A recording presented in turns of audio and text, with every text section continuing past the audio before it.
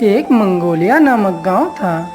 अरे जल्दी चलो भाई, हमें घर जल्दी जाना होगा। आज तो पूर्णमासी की रात है।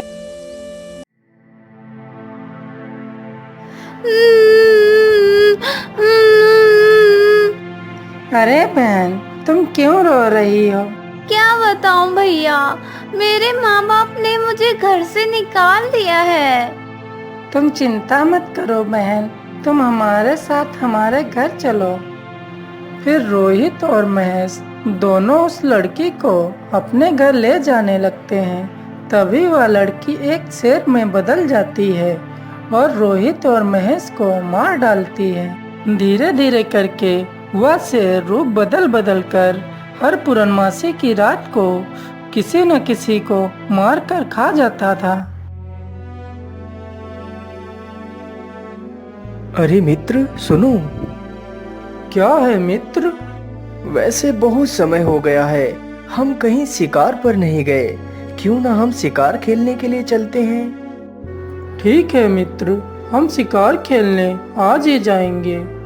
इतना ही कहकर राजा बिज्जल देव और उनका मित्र शिकार खेलने के लिए निकल पड़ते हैं। अरे मित्र, कितने अफसोस की बात है, हमें पूरा दिन हो गया परंतु कोई भी शिकार हाथ नहीं लगा।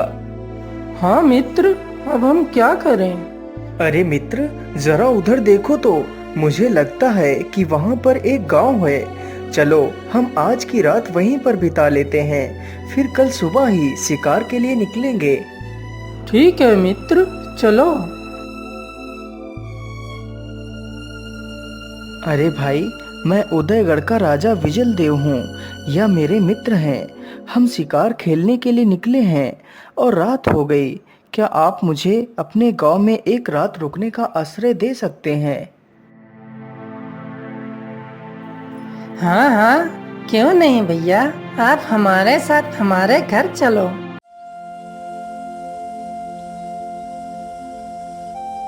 अगली सुबह राजा और उसका मित्र दोनों शिकार खेलने के लिए निकल पड़ते हैं। चलते चलते वह उस गुफा के पास पहुंच जाते हैं जहां वह इच्छाधारी शेर रहता था।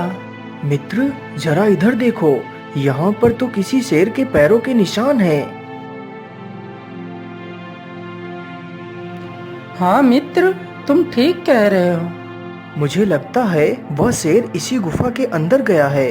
चलो हमें इसी गुफा के अंदर चलना चाहिए। जैसे ही वह लोग उस गुफा के अंदर जाने लगते हैं, तभी रुक जाओ, कौन हो तुम लोग?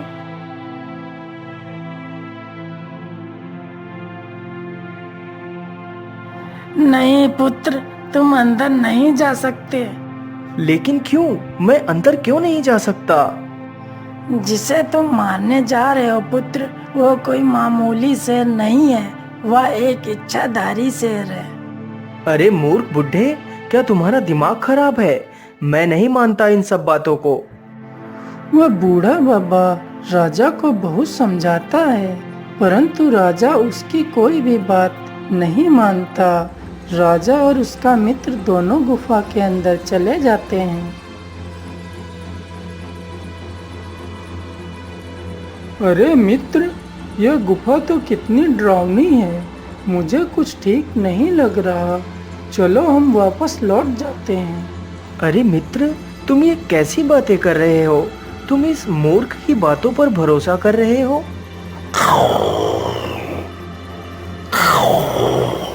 अरे मित्र, ये आवाज कैसी है?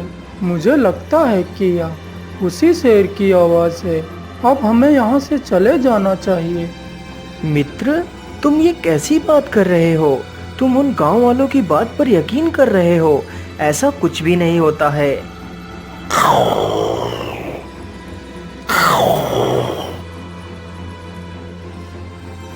अरे दुष्ट शेर, तूने मेरे मित्र को मारा है, मैं तुझे जीवित नहीं छोड़ूंगा।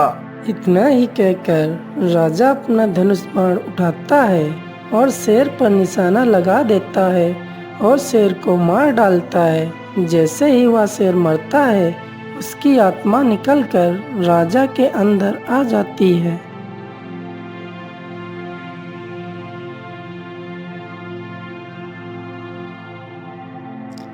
धीरे धीरे कुछ दिन बीत जाते हैं और पूर्णमासी की रात आ जाती है। महाराज, क्या हुआ? आज आप बड़े परेशान दिख रहे हैं। कुछ नहीं मंत्री जी, बस ऐसे ही मेरा मन भारी भारी सा लग रहा है। महाराज, तो मैं वैद्य जी का बुलावा भेज देता हूँ। नहीं नहीं, इसकी कोई जरूरत नहीं। राजा इतना ही कहकर अपने कमरे में चला जाता है। धीरे धीरे 12 बजने वाले होते हैं। हे राम, मुझे क्या हो रहा है? इससे पहले मेरे साथ कभी भी ऐसा नहीं हुआ। जैसे ही रात के 12 बजते हैं, वैसे ही राजा एक इच्छाधारी शेर में बदल जाता है, जो किसी का भी रूप बदल सकता था।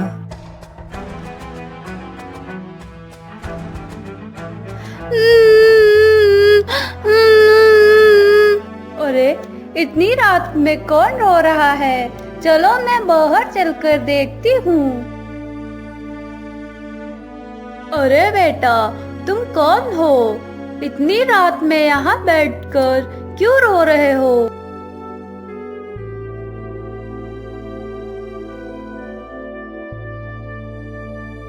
अरे, सुमित्रा कहीं दिखाई क्यों नहीं दे रही है? मैं ऐसा करता हूँ, बाहर जाके देखता हूँ। अरे भाग्यवान, ये तुम्हें क्या हुआ है? आंखें खोलो भाग्यवान, मुझसे बात करो। ये तुम्हारी हालत किसने की है? मैं उसे जीवित नहीं छोड़ूंगा। फिर रमेश उस शेर की खोज में निकल पड़ता है।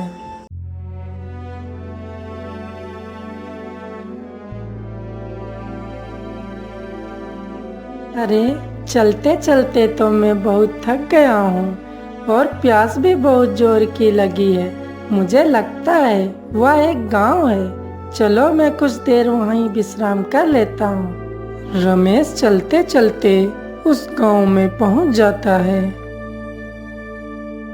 सुनो भाई, मैं मंगोलिया गांव से आया हूँ। फिर रमेश अपनी सारी कहानी उन गांव वालों को बता देता है। चाहे कुछ भी हो जाए, मैं उस शेर को जीवित नहीं छोड़ूंगा। अरे भाई, तुम उस शेर को नहीं मार सकते। वह कोई मामूली शेर नहीं है, वह एक इच्छाधारी शेर है। अगर तुम उसे मार डालोगे तो तुम भी हर पूर्णमासी की रात को 12 बजे एक शेर में बदल जाओगे। अरे भाई, ये तुम क्या कह रहे हो? फिर वह गांव वाला रमेश को सारी कहानी बता देता है। अरे भाई, क्या इस शेर को मारने का कोई अस्त्र नहीं है? इस शेर को मारने का सिर्फ एक ही अस्त्र है। यहाँ से 18 कोस दूर सिद्धिका नामक एक गुफा है। उस गुफा के अंदर माता काली का मंदिर है। माता काली का अस्त्र अगर हमें किसी प्रकार मिल जाए तो हम उस शेर को मार सकते हैं। ठीक है भाई, आपका बहुत बहुत धन्यवाद। अब मैं चलता हूँ।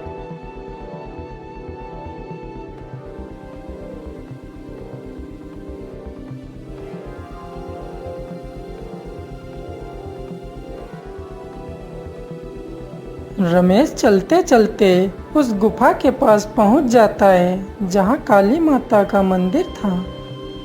अरे, ये गुफा तो कितनी डरावनी है। चलो मैं इसके अंदर चलता हूँ।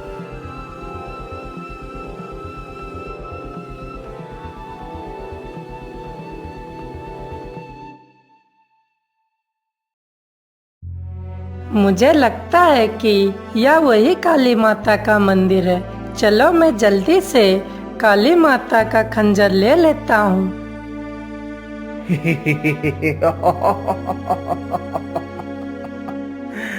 अरे, तू कौन है और कहाँ जा रहा है? मैं मंगोलिया गांव का रहने वाला हूँ। मेरा नाम रमेश है। मैं माता काली का खंजर लेने आया हूँ। फिर रमेश अपनी सारी कहानी उस राक्षस को बता देता है। ठीक है, अगर तुम नेक दिल हो तो 5 बार ओम काली नमः बोलो तो वह खंजर अपने आप तुम्हारे पास आ जाएगा।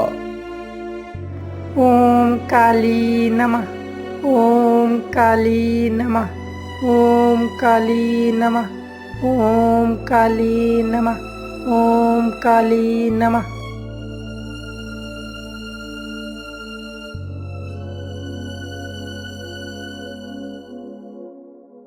रमेश अपने घर पहुंच जाता है।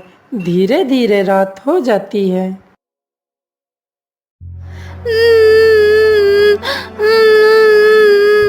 अरे यह किसके रोने की आवाज है? मैं ऐसा करती हूँ, बाहर जाके देखती हूँ। जैसे ही वह शेर लीलावती की तरफ बढ़ता है, वैसे ही रमेश वहां पर आ जाता है। अरे दुष्ट शेर, मैं तुझे जीवित नहीं छोड़ूंगा। इतना ही कहकर रमेश उस शेर के 2 टुकड़े कर देता